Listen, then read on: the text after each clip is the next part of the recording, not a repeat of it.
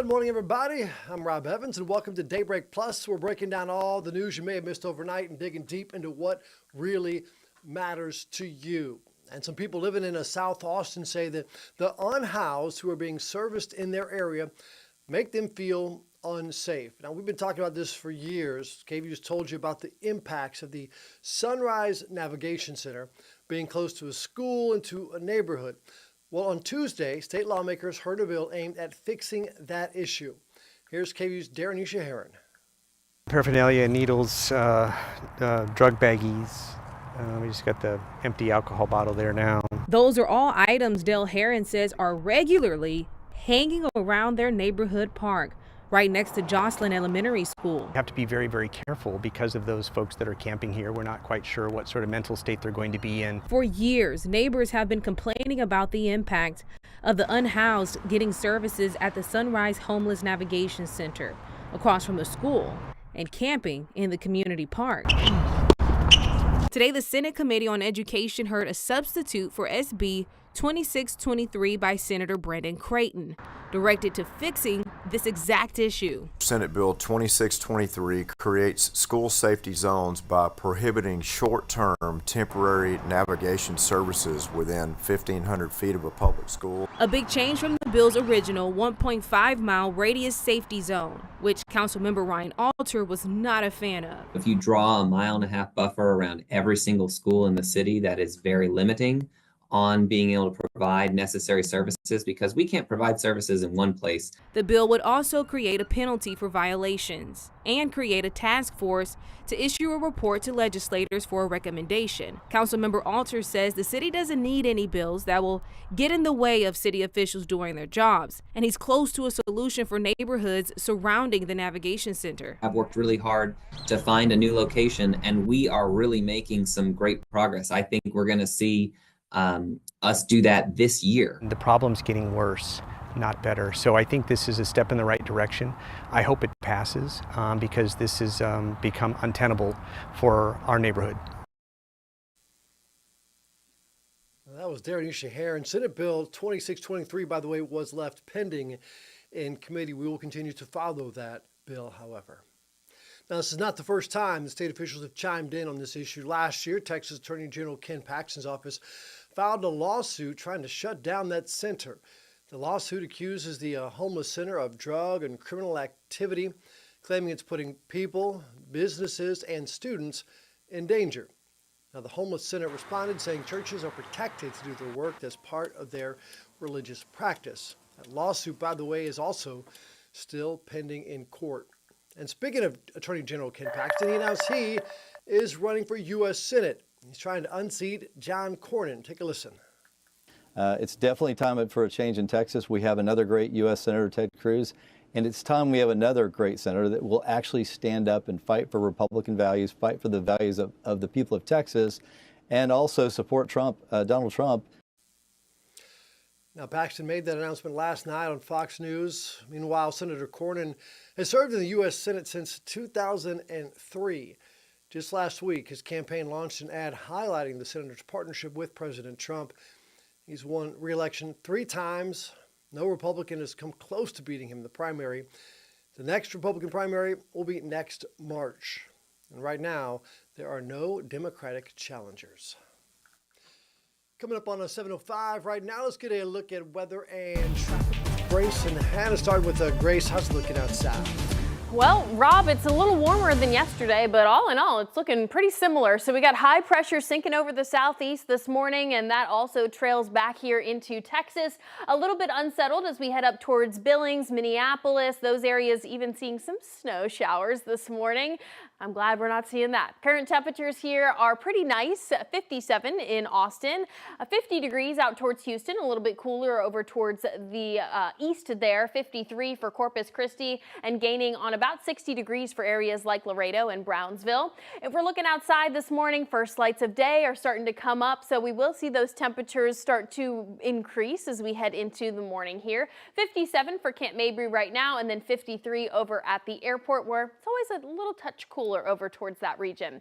All right, 24-hour temperature change. It is much warmer than what we were seeing yesterday. And of course, on Monday, it was quite a brisk start to our week. But now we're starting to see those warmer temperatures, and we're going to stay warming as we head into the rest of our week here. So Wednesday, 86 degrees for Austin this afternoon, up to about 90 degrees for the hill country. Some breezy conditions will be around for today. Starting past about 10 a.m. today, we could see those gusts out there for the hill country as well as the I-35 corridor get from 20 to near 30 miles per hour. Now, this will also increase our fire weather risk for today out towards those hill country areas. So Mason, Llano, Burnett, Blanco, and Gillespie County will all be included in that. And you can even see that bright red extreme category kind of dips down towards the Buchanan Dam area. So please be aware of anything that could cause a spark today. We are still going to be dealing with very dry, very warm conditions for the next couple of days here.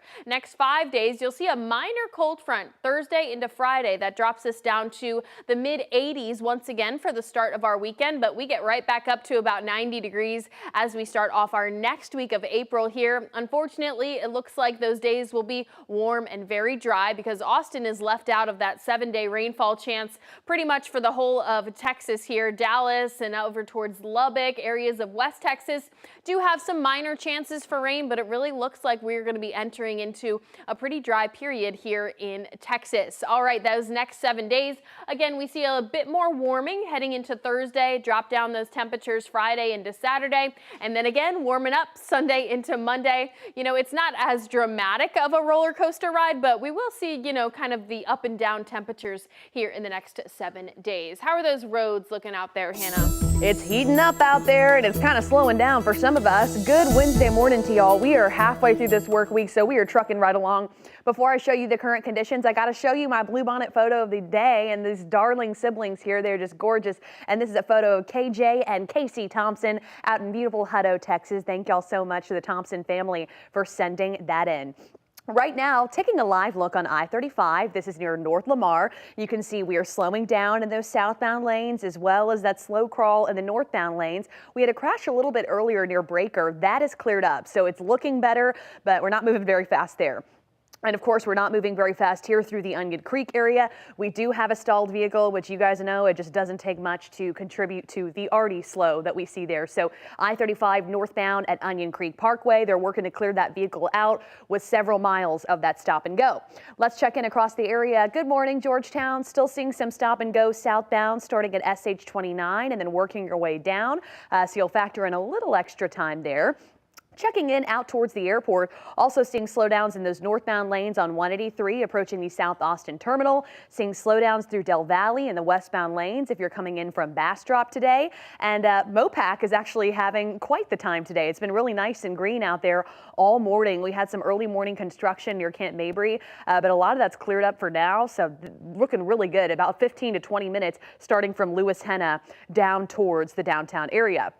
Taking a look across the rest of the area, here's a look at your drive times right now. 41 minutes, Buda. I know it's still not the greatest time, but you know, we've certainly seen worse.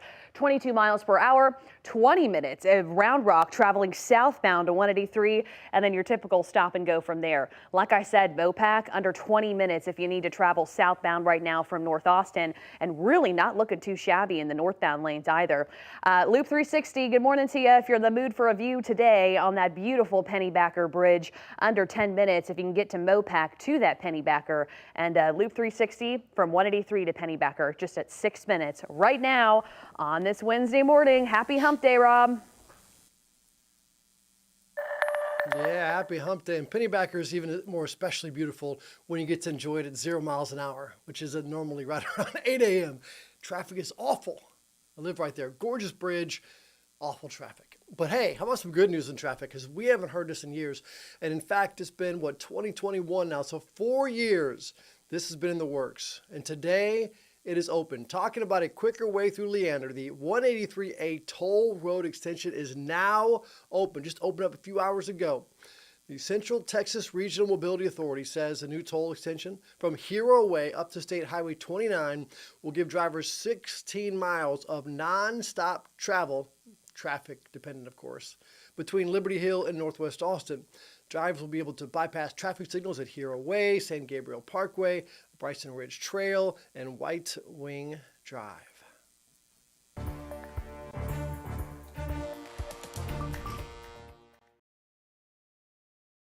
We're playing a game of chicken with them, over these tariffs, and we're all going to lose. I know what the hell I'm doing.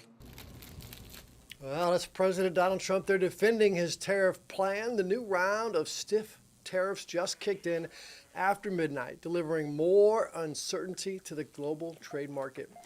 U.S. import taxes on Chinese goods now exceed 100%. And what does this mean? We don't even know what it means yet. We're going to log on right now. I'm going to find out what it means, what prices are going up, how much is the new iPhone, et cetera, et cetera. It's a day-by-day thing. ABC's Perry Russom is in Washington right now, though, with what we do know. Overnight, President Trump's new tariffs against virtually all U.S. trading partners taking effect. China among the hardest hit, with tariffs totaling 104%. That's what it's going to be. I think they'll make a deal at some point. China they want to make a deal, they just don't know how to get it started because they're proud people. Trump's tariff battle with China starting with China accusing the U.S. of bullying after Trump imposed an additional 34% tariff on Chinese goods. China retaliating with a 34% tariff on U.S. products. Trump then responding, warning if China did not withdraw that 34% tariff, he would increase tariffs on Chinese imports up to 104%. We're playing a game of chicken with them, over these tariffs.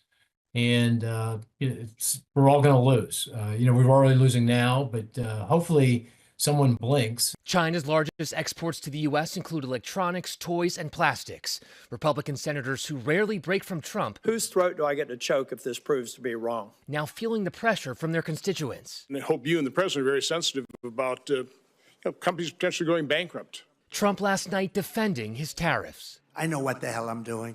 Millions of American families and businesses now grappling with the real-world effects of Trump's trade war. You name it, it's going up in price, so buckle up. One online retailer now suing, saying the tariffs could be truly catastrophic to her business. Our backs are against a wall, and we're going to have to end up cutting salaries, raising prices, not hiring people in America that we wanted to, or, I hate to say it, but close our doors. And Trump says he will soon announce a major tariff on pharmaceuticals coming into the U.S. He says he wants plans to open here in America. Details are limited, but experts have warned any added costs will get handed down to American consumers and could cause drug shortages. Perry Russom, ABC News, Washington. So the question is, what happens? What does this mean for us? Quite frankly, we don't know. Quite frankly, no one knows yet. These tariffs just went into effect 7 hours ago. So we're going to find out day by day exactly what happens and how this is going to affect your pocketbook. Certainly it will. But again, day by day, we're going to follow this and tell you how it affects you. All right, now on to health news. For women who don't have a regular exercise routine, a few minutes of movement every day may work wonders for your heart. Just a few minutes. This is great news. Doreen Shaw explains in today's Medical Minute.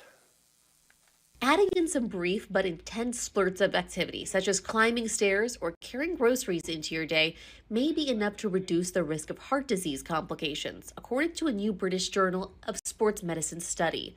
Just 3 minutes of vigorous efforts a day helped inactive women reduce their risk of serious cardiac events, such as heart attack, by 45%. Even pushing hard for just about a minute and a half daily was good for the heart. Men who tended towards a couch potato lifestyle did not get the same benefits, possible because of psychological differences. And both men and women who already met the recommended guidelines for exercise did not see additional benefits either, though active men did have a lower risk of stroke. Just goes to show, sometimes a little can go a long way. With this Medical Minute, I'm Doreen Shaw. And we leave you this morning with something to talk about. Take a look and take a listen.